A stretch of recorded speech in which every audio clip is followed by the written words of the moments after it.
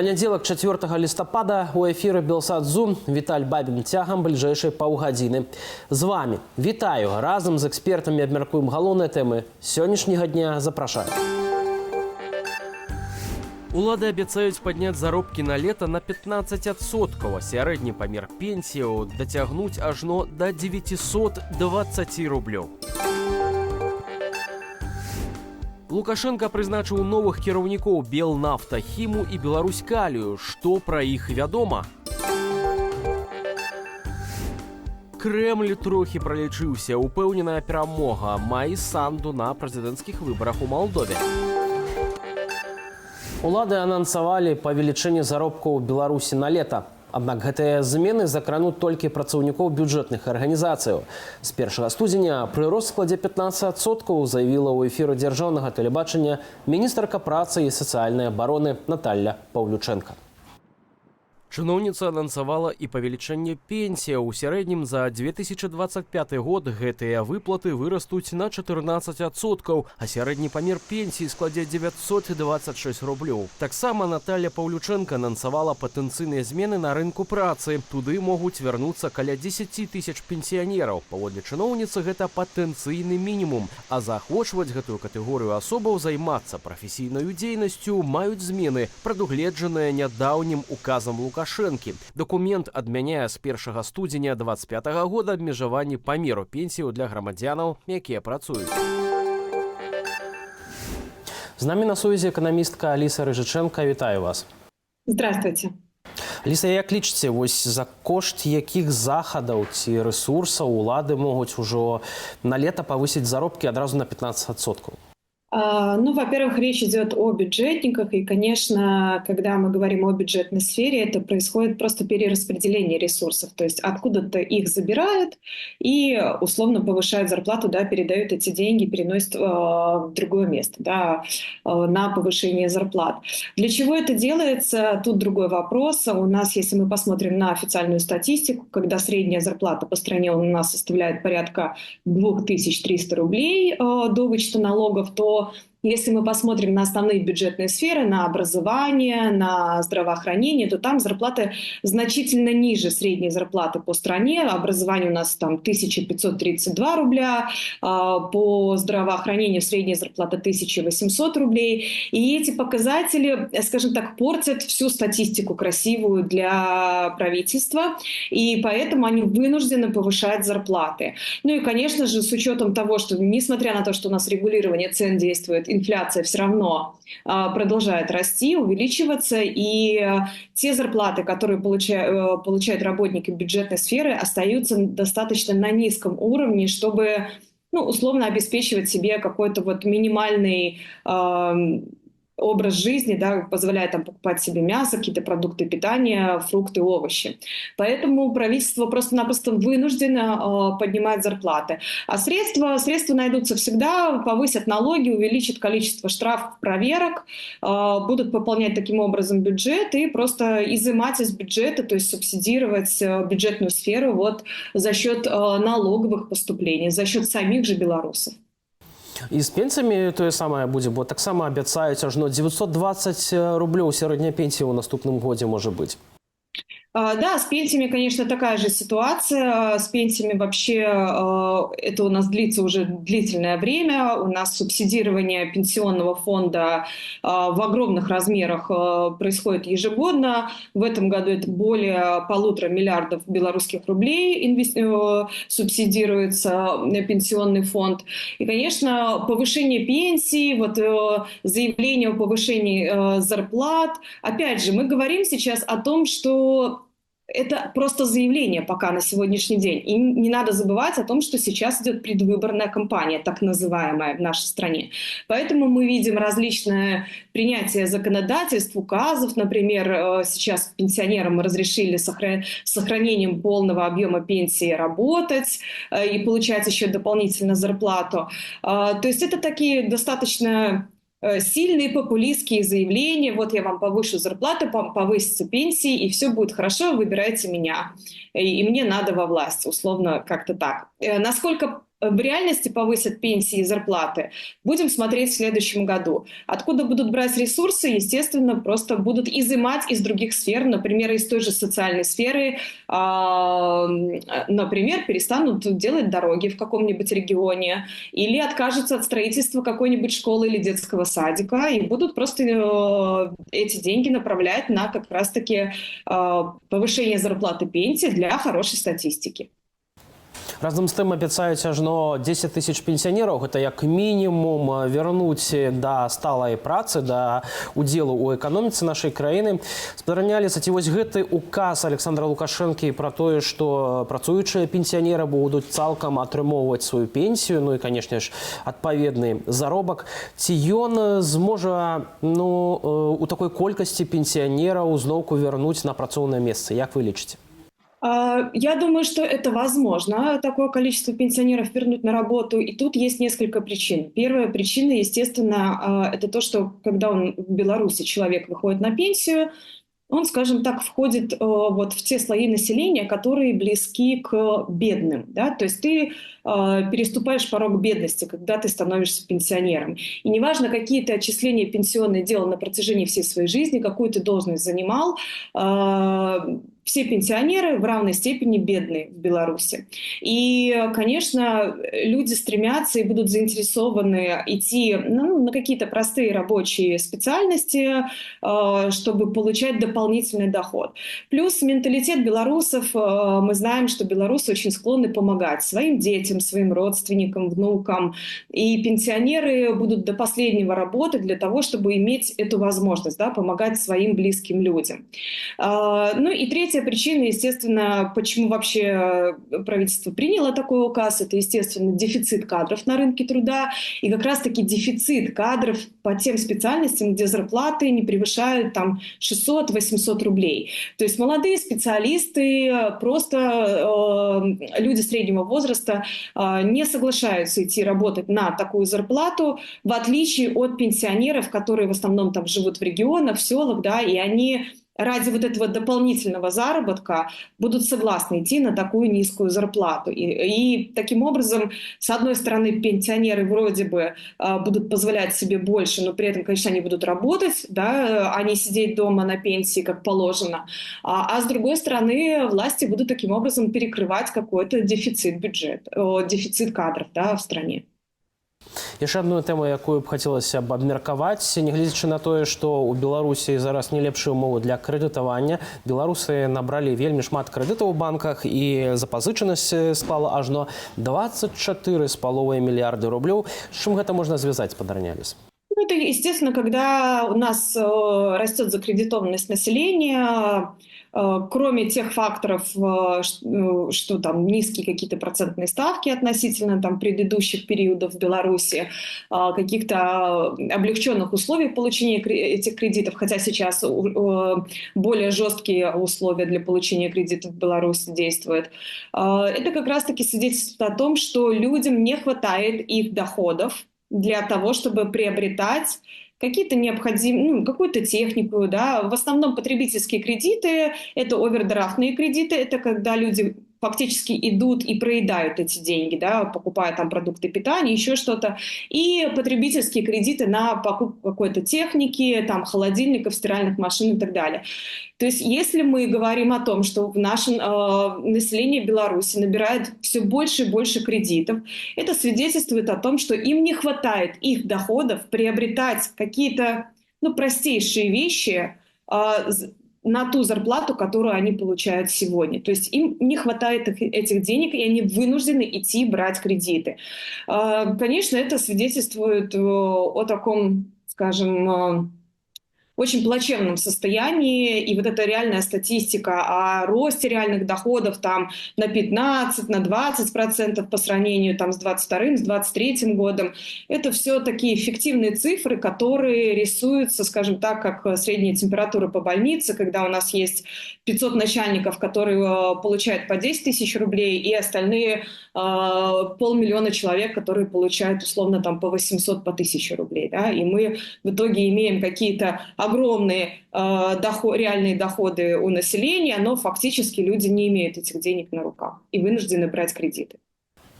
І ось акурат з 1 сакавіка наступного года банки будут оценивать кредитоздольности насельніцтва по аднолькавым крытэрыям. Паказнік пазыковай нагрузкі пры гэтым не мусіць складаць больш за 40%.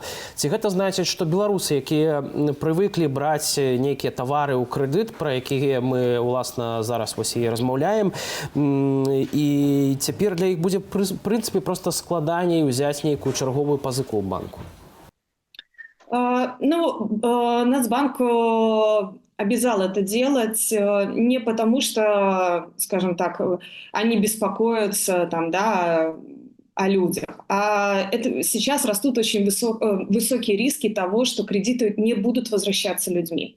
И как раз-таки и это свидетельствует о том, что в следующем году мы навряд ли увидим такие росты зарплат, которые обещает правительство, там, или росты пенсий. Да, людям будет сложно брать кредиты, но, может быть, с одной стороны, это и хорошо, потому что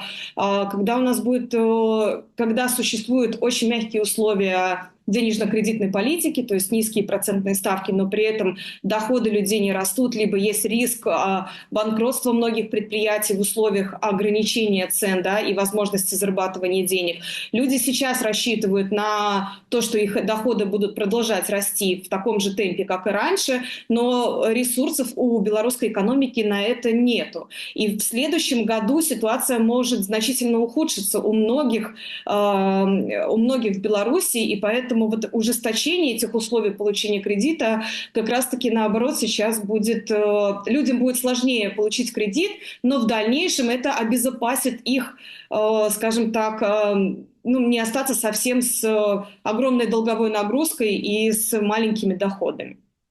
Хоць нейкая пазітыўная нота ёсць у нашай размове ў гэтым сэнсе. Дзякуй вялікі за гэтую размову. Праваабаронцы распавялі падрабязнасці масавых затрыманняў беларусаў у канцы кастрычніка на пачатку лістапада. Паводле праваабарончага цэнтру «Вясна» рэйды сілавікоў звязаныя з новаю крымінальную справаю пра змову з мэтаю захапіць уладу. Частку людзей у выніку адпусцілі на волю ў якасці сведкаў. Больш навінаў з Беларусі і за яе межамі ў нашым аглядзе.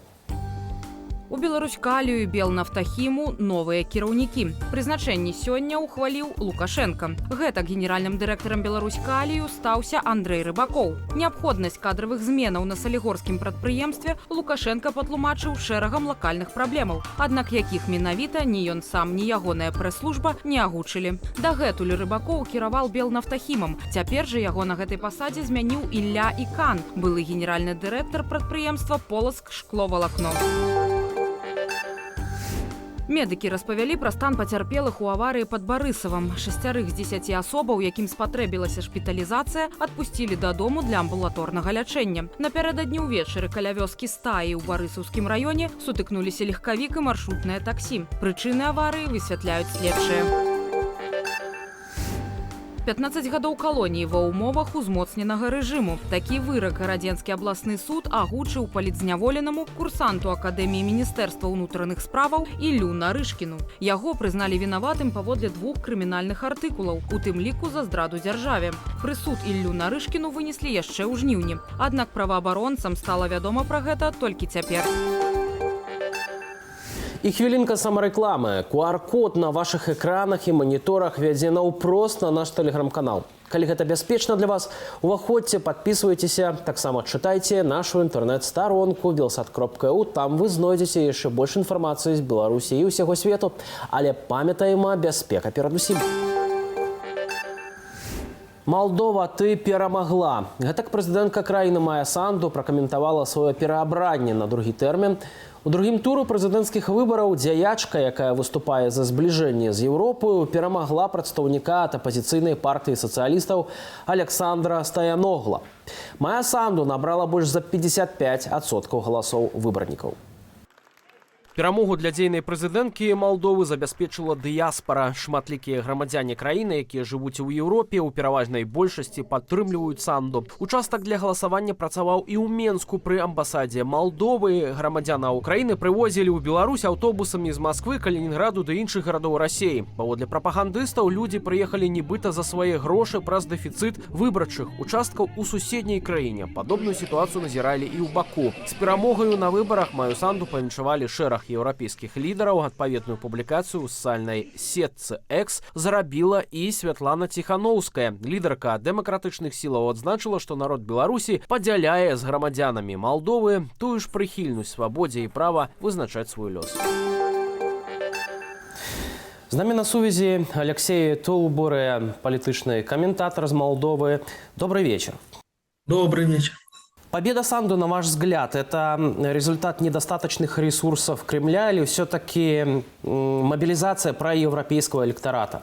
Ресурсы были, по-моему, бездонные, безграничные. Мы были свидетелями того, чего я не помню на своей памяти. Вот надо поинтересоваться в политической истории европейских государств. Такое было вообще, когда перевозили избирателей самолетами из одной страны в другую, для того, чтобы они участвовали. Это ресурсы. Значит, перевести самолетом в Стамбул молдаван, потом пересадить их на автобусы, привезти в Молдову, чтобы они проголосовали, а потом отвезти обратно. Но сколько стоит каждый голос? По-моему, это $1000 один голос. То есть Россия может себе такое позволить. Плюс десятки миллионов евро, вложенные в эту сеть преступную, о которой говорят все, созданную партнерами Кремля в Молдове по прямому подкупу избирателей. Нет, вопрос не в ресурсах. Они бы добавили бы еще ресурсов, если бы вопрос стоял в деньгах, например, или в прочих каких-то, так сказать, прочем каком-то потенциале, который Россия не привлекла. Вопрос в том, что Молдова поняла, что на кону ее будущее. И еще раз доказала, что мы состоялись как государство, мы способны сопротивляться такого рода давлению извне, беспрецедентному. Ну, действительно, Россия всегда присутствовала тем или иным образом в молдавской политике, но то, что мы наблюдаем сегодня, этого не было. Мы выстояли. И мы доказали, что мы по-настоящему проевропейская нация. Мы достойны вот этого европейского пути, на который мы стали и который, может быть, будет успешно развиваться и дальше. Я думаю, что это мобилизация молдаван. Мобилизация тех, которые не хотят возвращаться, значит, либо в серую зону, там санитарный кордон, или хуже, под полный контроль Кремля. Мы в этом состоянии жили вот 30 лет, все, мы хотим принадлежать семье свободных наций, семье свободных демократических народов. И это очень осознанное и решение большинства населения. Вот референдум, который имел место 2 недели назад, он как раз показал не совсем реальную картину. У нас не 50/50. К сожалению, организаторы референдума про такой исход не подумали, когда организовывали это дело. Но у нас гораздо больше людей, которые поддерживают европейский курс страны. И результат второго выбора этому подтверждение. Речь идет даже о тех, кто, в принципе, голосовал за кандидата Александра Стояногла. Или все-таки речь в первую очередь о тех избирателях, которые голосовали за Майю Санду и за европейский выбор Молдовы, как считаете? Ну, за Майю Санду практически все, голосовавшие за Майю Санду внутри страны и за ее пределами, это твердые сторонники европейской интеграции. Те, которые голосовали за Александра Стояногла. Там разные люди. Я не исключаю, что там есть сторонники европейской интеграции, которые считают, что Майя Санду, ее партия – это не подходящие для продвижения европейского курса страны политики. Что Стояногла как раз об этом говорил, что я тоже за европейскую интеграцию буду делать это лучше. Кого-то он убедил, но большинство не убедил, потому что сам-то он человек порядочный, я его знаю много лет, могу, так сказать, сознанием дела об этом говорить. Но за ним стоят люди, у которых четкая репутация прокремлевских политиков. Или люди, которые, давайте так мягко, отстали немножко от жизни. Стояногла и в рамках каких-то интервью, и на дебатах с Майей Санду, вот неделю назад дебаты были, говорил, например, то, что мы должны со всеми дружить. то почему нельзя поехать в Москву и не говорить с Путиным по газу или о наших торговых делах там, и так далее. То есть он считает, что это вполне допустимо, морально допустимо, этически. Я считаю, что это недопустимо.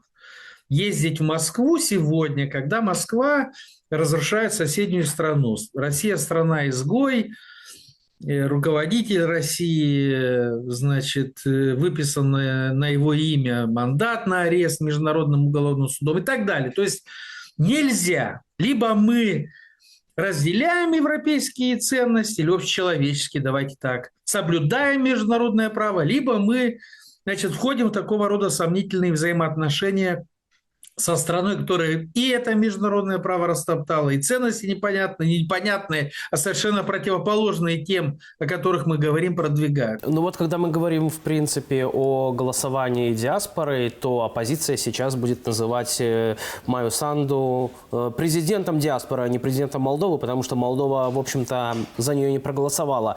Вы согласны с таким утверждением? Ну, что значит будет? Она уже все, значит, из всех утюгов, как говорится, это доносится, что президент диаспоры и так далее. Но не надо забывать, что Молдова очень специфическая постсоветская страна. Наверное, она уникальна в том, что касается мобильности населения. Вот молдаване не ждут до последнего, пока все рухнет, хозяйство, так сказать, крыльцо провалится, передохнут куры там и так далее. Есть нечего. Они, если есть возможность, пакуют чемодан и уезжают. Вот молдаване, 1 миллион человек, грубо говоря, их там плюс-минус, я не берусь сейчас утверждать, они сейчас во всей Европе. Италия, Великобритания, Германия, Португалия, Испания, Греция и так далее. Здесь молдаване, они присутствуют, их видно, их так много, что их нельзя не увидеть. Это диаспора. Мы страна рассеянного народа, какой-то понятно, мы не похожи на евреев в этом смысле, потому что у нас есть своя территория, на евреев до израильских. Но мы своего рода рассеянный народ.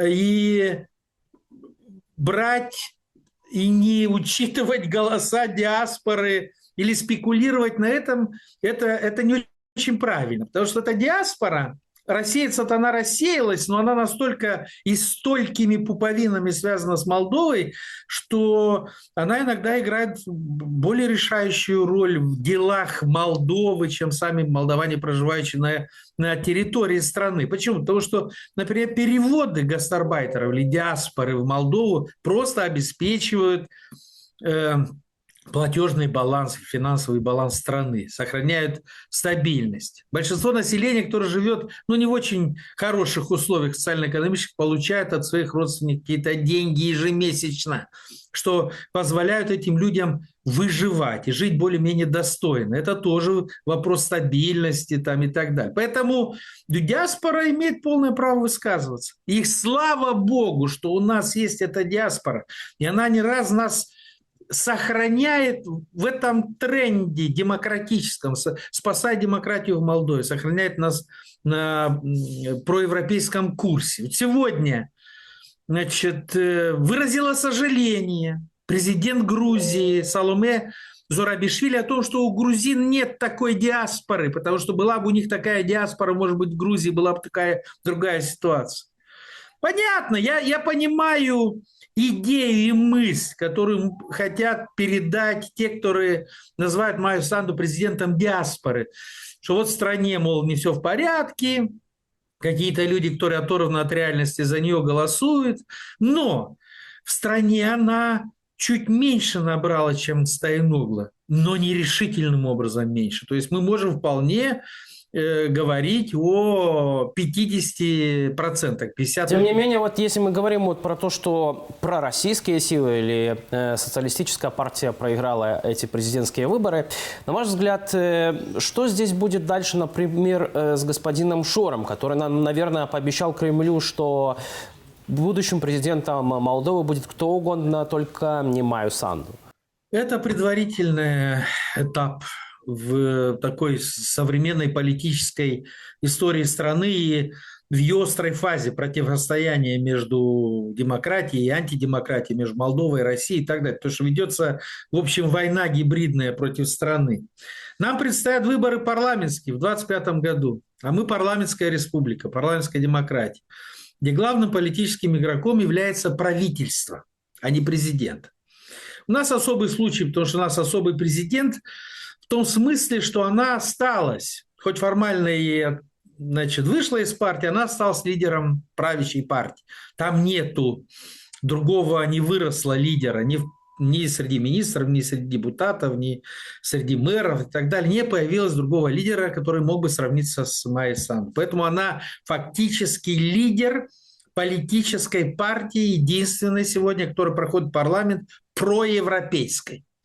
Поэтому ее победа важна. Но по Конституции у нас правительство будет решать, куда дальше будет двигаться страна. Если мы, например, на парламентских проиграем, мы, я имею в виду проевропейский выбор, проиграет выборы, и мы получим пророссийское или там невменяемое какое-то правительство, у нас и такой вариант возможен, то это будет большой проблемой. Поэтому Шор с его технологиями, схемами, с этой сетью, которую мы скрываем, но никак не можем уничтожить, нейтрализовать, она продолжает работать. А я думаю, что он будет использован и в дальнейшем Кремлем, но теперь уже при подготовке или вот в этот период в преддверии парламентских выборов. С Шором ничего не случится. Он будет продолжать выполнять ту работу. А господин Стояногло, будет ли он иметь какое-то политическое будущее, учитывая, что в самой Молдове он набрал достаточно большое количество голосов в своей поддержку? Я думаю, что да. Это будет новая партия, или он все-таки сможет с социалистами каким-то образом договориться? Знаете, как предсказатели политические прогнозы делают 50 на 50. Он может новую партию, я не верю в новую партию за полгода до выборов. Вот у нас этого пока не получалось, кроме одного случая. Это было 10 лет назад, и даже не стоит о нем вспоминать. Когда за полгода человек и его партия там просто росли как на дрожжах. У нас такого не происходит пока. У нас за 4 года мы не смогли вырастить другую проевропейскую силу. Потому что мне представлялось 4 года назад, что в этом году у нас будет проевропейский президент и проевропейский президент. На выборах будут проевропейские силы и проевропейские силы. У нас опять раскол. У нас проевропейский президент и как бы не совсем проевропейские, так мягко выражаясь, прокремлевские силы идут во главе со Стояногло, шли на выборы. И, на парламентских то же самое будет. Поэтому я не верю в появление ни каких-то партий на проевропейском фланге, на кремлевском, что-то серьезное новое появиться навряд ли может, за исключением этих конгломератов, этих формирований, которые контролируют Шор, но там нет программы, нет идеологии, нет платформы, нет доктрины, там деньги. Они могут что угодно говорить. Что мы построим Монако в Молдове, потом восстановим колхозы, после восстановления колхозов, будем жить как в Швейцарии и так далее. То есть они могут что угодно сказать. Но я думаю, надеюсь, что эти партии участвовать не будут. Их просто не допустят, потому что они не партии в полном смысле слова. Я думаю, что будет какой-то блок, в котором будет участвовать партия социалистов, может быть, гражданский конгресс. Это часть бывшей партии коммунистов, такое прогрессивное крыло партии коммунистов, такая молодежь. Младокоммунисты некогда. Может, еще кто-то. Я думаю, что это будет некий общий список с Стояногло во главе списка, потому что человек набрал почти 50%, полстраны. И теперь этот, ресурс просто не используется. Я думаю, это глупо. Я думаю, что у него есть политическое будущее. Будем обязательно за этим следить уже на парламентских выборах в вашей стране. Огромное спасибо за этот комментарий.